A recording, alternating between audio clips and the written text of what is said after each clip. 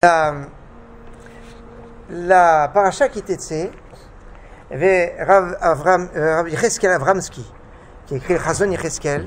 Un jour, il se trouvait à Londres. Il a commencé paracha qui était, il a dit regardez, qui était, alors regardez. Page 1108.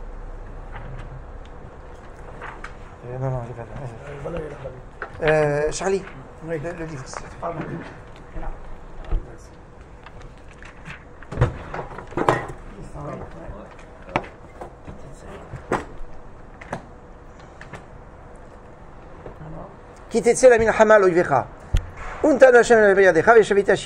Quand tu sortiras en guerre contre ton ennemi, et il te donnera l'Éternel ton Dieu dans ta main, et tu feras un captif. Fera un captif. Donc on parle de quelle guerre? On parle de Milchemet Haroshut. Pourquoi? Parce qu'il est captif. Si c'est Milchemet Rova, il n'y a pas l'Otechai Kol Neshama. Donc s'il y a des captifs, c'est que c'est Milchemet Haroshut. Si Milchemet Haroshut, donc si un Shavita Shivyo, qu'est-ce que dit dire? On va dire le Dibra Torah, le troisième Rashi, quatrième Rashi sur le Pasuk Yudalev, dit mais la Karta Lechalisha, tu la prendras comme femme. Quoi, tu devras la prendre comme femme? Ou tu pourras la prendre comme femme? Parce que, regardez, qu'est-ce qui est marqué? Veraïta Bashivya, tu vas voir parmi les captives. Eshet Yefatoar, Vechashak Taba, tu vas voir. Vela Karta Lechalisha, tu la prendras comme femme. Je pourrais imaginer, Vela Karta, tu la prendras. C'est une mitzvah d'apprendre. Prendre. Comme il y a marqué Som Tassim Alecha Meler. Si tu veux, comme tu vas mettre sur toi un roi, c'est une mitzvah? Non, si tu veux un roi, alors. Mais c'est aussi, c'est pas une obligation, la belle captive. Et que dit la Torah? Que dit les Chachazal? Ils disent Lo dibra Torah la kenegada yetzerara. La Torah n'a parlé que contre les yetzerara. Sheim ein akadosh baruch hu matira isaena beisur. Parce que si la Torah ne l'autorise pas, il va se marier avec elle beisur. C'est terrible. Rav Abramski dit, de là tu vois, ça n'existe pas une mitzvah que je ne peux pas faire. Ça n'existe pas. Si je ne peux pas faire, la Torah t'interdit pas. Regarde, quelque chose de terrible. On parle ici de, il y a quand même quelque chose de fondamental, le mariage. Et chet yefatoir, c'est grave. La Torah t'a dit, c'est simple. Tu peux pas, eh bien la Torah t'interdit pas. Ça veut dire que tout ce que la Torah t'interdit, tu peux. Ça n'existe pas. Une mitzvah, dire, moi je ne peux pas, c'est trop difficile pour moi. Et la preuve, c'est ici, qui t'est. Mais enfin, je comprends pas. Je comprends pas là, ce que tu es en train de dire. Ça veut dire qu'un homme, il ne peut pas résister à une femme. C'est ça que tu es en train de dire. Il ne peut pas résister à la captive, dans la guerre. Captive, guerre. Non, mais... La guerre, captive. Et attention, n'oubliez pas qui sont ceux qui partent en guerre. Ouais, c'est des tzadikim gemourim, qui font aucune interruption entre tfin du bras et tfin de la tête, qui ont un degré de kedusha extraordinaire. Et celui-là, tu dis attention, tu sais. Alors, Calva, si tu me dis, si déjà un tzadikim, il n'arrive pas, alors un homme normal qui n'est pas tzadik, qui on est dans la shivya, la yefat toar. Attention, quand on parle yefat toar, chak taba, ça veut dire qu'elle n'est pas si belle que ça. Ah bon? Non. Parce qu'en plus, on te dit qu'il est. Non. Vechashak taba. Pourquoi vechashak taba? Parce qu'elle n'est pas si belle que ça. Elle est belle parce que elle n'est pas belle. Elle est souvent très moche. Seulement, comme elle est sourde. Et en plus, on te dit qu'il a d'abord un rapport avec elle. Alors, c'est marloquette, hein? C'est ce on dit aussi que les captives, ils étaient toujours bien habillés. C'était pas bien, c'était habillé d'une façon... Pour être épargné. Mais ils étaient bien habillés pour attirer, exactement. C'est pour ça que Sirat Simlat Shivya Mialéa a dû enlever cet habit, cette robe qui avait pour but de faire du znout. C'est terrible tout ça. Mais en tout cas, on voit ici jusqu'où va la gravité de ça.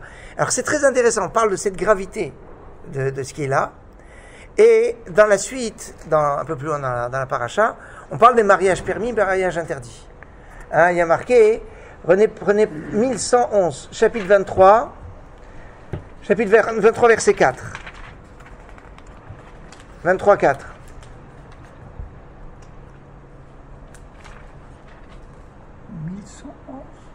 Au passage, on va commencer à verset 2. Regardez. Lo yavo petsua daka ou chut shofra bikal Hashem. Vous l'avez? 1116. 1116. Ah, voilà, 1116. Non, je dis 1111, excusez-moi. 1116. Chapitre 23, verset 2.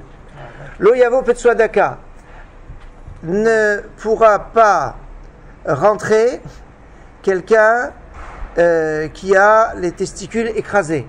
Vous savez qu'ici, sur ce mot Petsuadaka, il y a beaucoup de dents qui a coulé. Dans les Sifrei Torah Ashkenaz, Daka est écrit avec Aleph ici. C'est la seule différence entre les Sefer Torah Ashkenaz et Sepharad. Ashkenaz pur, c'est ici avec Aleph. Chez Sephardim, c'est He. La plupart du temps, tous ils disent He, mais on retrouve à Prague, à Worms, les Sifrei Torah ils ont une tradition à Prague, ils ont un Sefer Torah qui vient de Ezra, et il est avec Aleph. À Worms, il y a un Sefer Torah, je crois que tu m'as ramené de Rothenburg, et aussi avec Aleph. Et ici, il est avec He. Faites-toi Daka. Uchut Shofra Bekal Hashem. Lo Yavo Mamzer. Un Mamzer ne peut pas rentrer dans le Kal Hashem. Gamdor Asiri, jusqu'à la 10e génération, le Yavo Bekal Hashem. Lo Yavo Amoni ou Moavi Bekal Hashem.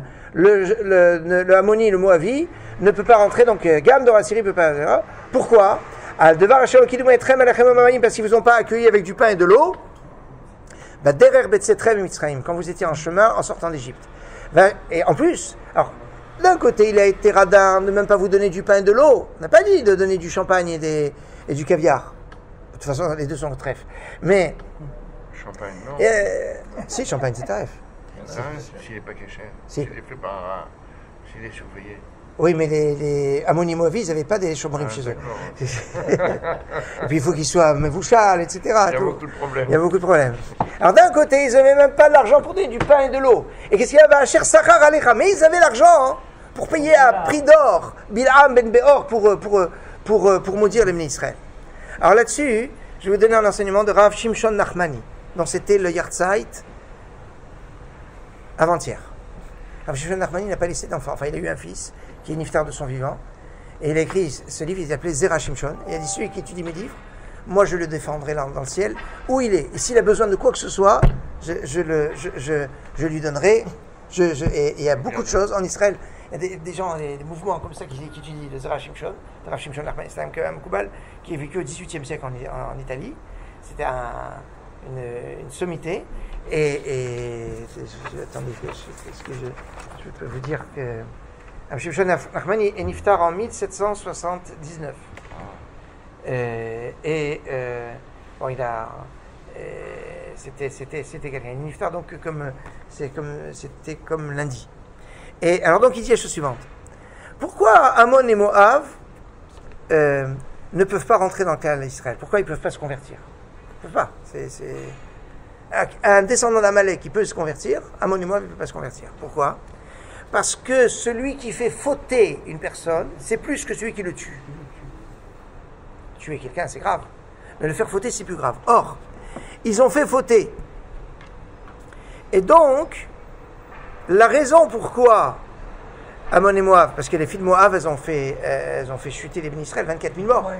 Et encore, il y a eu encore beaucoup plus. Enfin bon, 24 000 officiels. Et qu'est-ce que dit la Torah? Parce qu'ils n'ont pas donné du pain et de l'eau. Non, c'est pas à cause de l'eau, du pain et de l'eau. C'est à cause du znout.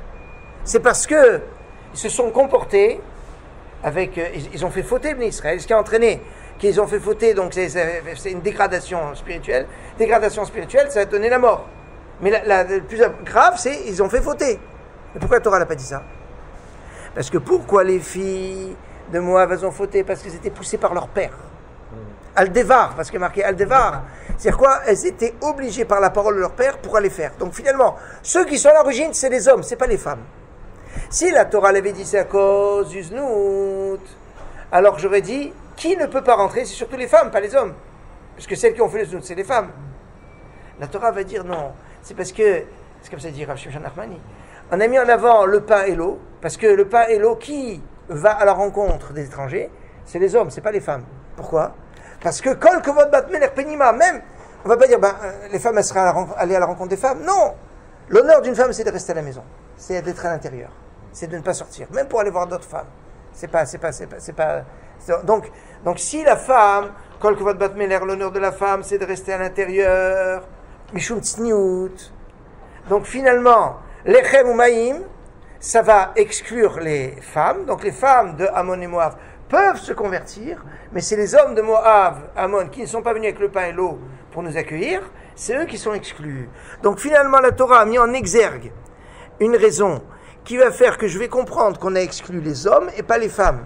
Alors que si elle avait donné la véritable raison, qui était l'histoire du znout, on aurait dit, là, les femmes, les femmes, surtout les femmes ne peuvent pas. Les hommes, à la rigueur, ils peuvent, mais pas les femmes. On voit ici que la Torah, elle a défini les choses. Et ça va encore plus loin encore, cette histoire-là. Parce que dit, Al devar asherlo qui demoitrem al lechem umayim. Parce qu'ils ne sont pas cuits avec du pain et de l'eau. Pourquoi? Parce que la Gemara dit dans... j'ai oublié. Gedola legimash mekravet rechokim. Quand on boit quelque chose ensemble, ça permet de réunir ceux qui sont loin. C'est-à-dire quand on est éloigné, etc., on boit quelque chose ensemble, ça rapproche les cœurs. Gedola legima. Or les Ammon et Moab, même pas ils ont amené un peu d'eau. Ils auraient amené de l'eau, malgré la faute des Benot Moab, eh bien, ça aurait fait qu'on n'aurait pas interdit à Ammon et Moab de rentrer dans le cas d'Israël. C'est parce que finalement, ils n'ont pas fait la tzedaka qu'ils sont exclus. On voit ici la puissance de la tzedaka. Ici, tzedaka tetsil mimavet, quand on dit la tzedaka sauve de la mort, c'est aussi et surtout la mort spirituelle. Et pas seulement physique. Puisque la Ammon et Moab, ils ne peuvent pas se convertir. Maintenant, il y a Parashat Ki Tetsé fait partie de 4 parachutes qui se suivent où il n'y a pas le nom de Moshe. D'habitude, dans la Bible, Tetzavé, il n'y a pas le nom de Moshe. C'est vrai, mais ce n'est pas la seule. On a 5 autres parachutes où il n'y a pas le nom de Moshe. Et ce sont toutes les 5 dans le livre de Dvarim. C'est les 4 qui se suivent. Ekev, Re'e, Shoftim et Ki Tetsé. Dans Kitavo, il y a Moshe. Après, il n'y a pas à Parashat Nitzavim. Donc il y a 4 parachutes qui se suivent sans le nom de Moshe. C'est intéressant parce que Moshe avait dit efface-moi pour avoir la kapara. Or là, le nom de Moshe il est effacé sur une grande partie du mois d'Elul, dans les parachutes. Tu dis Ekev, qui encore Depuis Ekev, Re'e, Shoftim, Ki Tetsé. Ces 4-là, plus Nitzavim, plus, donc ça fait 5, plus Tetzavé, et plus tout le livre de Bereshit. Ce sont toutes les parachutes où le nom de Moshe est absent. Et on va finir avec... C'est quand même... c'est un résumé, donc c'est pas très méchant. Quoi? Devarim, c'est un résumé. Oui, et puis c'est Moshe qui parle. Donc le fait qu'il soit absent, c'est pas très marquant, puisque c'est lui. Significatif. Et puis ce sont des mitzvot, surtout. La paracha est très riche en mitzvot. Shoftim, Ki Tetsé. À partir de Ekev jusqu'à Ki Tetsé, donc tu as Ekev, Re'e, Shoftim, Ki Tetsé. C'est intéressant parce que Ekev, ça parle de la grandeur de la terre d'Israël. Paracha, qui est la grandeur de la terre d'Israël, Moshe il n'est pas là. Alors, et après, Ki Tetsé, Nitzavim. Ah, c'est ok, d'accord. Nitzavim Ayom Kolachem. C'est lui qui en parle. Et alors c'est intéressant parce que Ekev, c'est depuis le début jusqu'à la fin, c'est toute la grandeur. Il y a Ekev, c'est les mitzvot qu'on piétine, c'est quoi le mitzvot de rentrer en Israël, de marcher en Israël. C'est dans cette paracha, on dit la terre, Eretz Rita Osorad, la terre où il y a le blé, etc. C'est dans cette paracha, on dit que Tamid Ene Hashem Elokechaba Mireshit Hashanah Vatachai Shana, toujours les yeux d'Hashem sont sur cette terre. Et dans cette paracha qui parle de la grandeur de la terre d'Israël, Moshe, déjà il est absent. Jusqu'à Ki Tetsé. Ki Tetsé la Milchama. Maintenant, c'est chapitre 22, verset 10, il y a marqué Lo tacharosh beshok vahamor yardav. L'interdiction de Kilayim, l'interdiction de labourer avec un bœuf et un âne. Alors, pourquoi? Qu'est-ce qu'on apprend là? On apprend déjà, première chose, il ne faut pas s'associer avec quelqu'un qui est tamé. Le shor, qui est un animal cachère, qui rumine, il ne doit pas marcher, travailler avec un hamor qui est tamé, puisqu'il ne rumine pas. Ça, c'est une première chose. Deuxième chose, on ne doit pas provoquer de souffrance à un animal, même si c'est un brel. C'est un âne. Pourquoi? Parce que l'âne, il voit que le shor, il rumine. Il dit, tiens, il y a un repas que j'ai raté. On lui donne à manger, moi, on m'a pas donné à manger. Regarde, il est en train de manger. Eh oui, c'est où à manger? Et donc il va avoir de la peine. Il va être blessé dans son amour propre. Mais c'est un brel, de toute façon, l'autre fait. Eh ben, tu dois faire. C'est-à-dire, les plus grands défenseurs des animaux n'ont jamais pensé à ça. Ah ouais, là, On c'est a- la première fois que je l'entends Ça, celle-là. on a une finesse du Tsar Baal Chaim qui va beaucoup plus loin que tous les défenseurs des êtres. Bon, on va pas citer les qui. ça, Même c'est- quand on prend un cheval, il y a un short. Ouais. Le cheval est plus rapide. Donc il faut- Alors, attends, ça c'est une autre raison. Attends, doucement. On remarque bien que Le Hiskouni, il va dire pourquoi on ne peut pas prendre le short et le hamor, parce qu'ils n'ont pas la même force. Alors, ça veut dire qu'ils n'ont pas la même force. Il y a deux façons de dire. D'une, ils n'ont pas la même force, c'est-à-dire le short, il va travailler beaucoup plus fort, et donc l'âne, il va avoir du mal à suivre la force de l'autre. Deuxième, comme un, il est très fort, donc c'est lui qui va faire tout le travail, et l'autre, il va s'accouler douce, puisque c'est l'autre qui tire, lui, à peine il va. Donc le fait de dire qu'ils n'ont pas la même force peut avoir deux sens. Soit ça peut être mauvais pour le plus faible, soit ça peut être mauvais pour le plus fort, parce que c'est finalement le plus fort qui va faire tout. Maintenant, il y a une autre chose.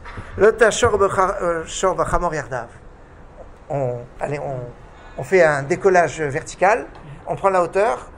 Le temps du Mashiach ben Yosef et Mashiach ben David ne peuvent pas tomber ensemble. Ce sont deux temps différents. Et si je mélange les deux temps, je fais Kilaïm. Il y a un temps de Mashiach ben Yosef, ça c'est le Shor. Shor c'est Yosef. Et il y a le temps de Hamor, puisqu'on dit que Veu Rochev al Hamor c'est Mashiach ben David, et ça c'est quand arrive son temps. Donc il faut faire attention avec les Mashiach. Pas se mélanger les pinceaux entre Mashiach ben David et Mashiach ben Yosef. Et c'est intéressant, parce que Beshor ou Vachamor, Gematria Beshor ou Vachamor, Beshor Bet c'est 2, Shin 300, Vav 6, Resh 200. Ça fait 508. Donc 508 Beshor. Uva Hamor. 5748. Non. Comment vous arrivez à 5000? Ça fait beaucoup. Uba Hamor. Ou Vav 6, Bet 2, Het 8, 8 et 2, 10 et 6, ça fait 16. Même 40, ça fait 56. Et Vav 6 encore, ça fait 52. 62. Plus Resh 200, 262 et 508, 770. Et Lubavitch va être content. Beshor ou Vachamor 770. Gematria Bishne Meshichim, par les deux Meshichim. 770. C'est à partager pour les rabbats. Non, donc il y a Mashiach ben Yosef, Mashiach ben David, c'est deux. Je Chabad. Quoi Chabad. La moitié du temps. Hein, et voilà, donc. Ouais. Bien que pour l'histoire de ruminer, le Shor il peut dire à l'âne arrête de ruminer, donc ça s'équilibre. Il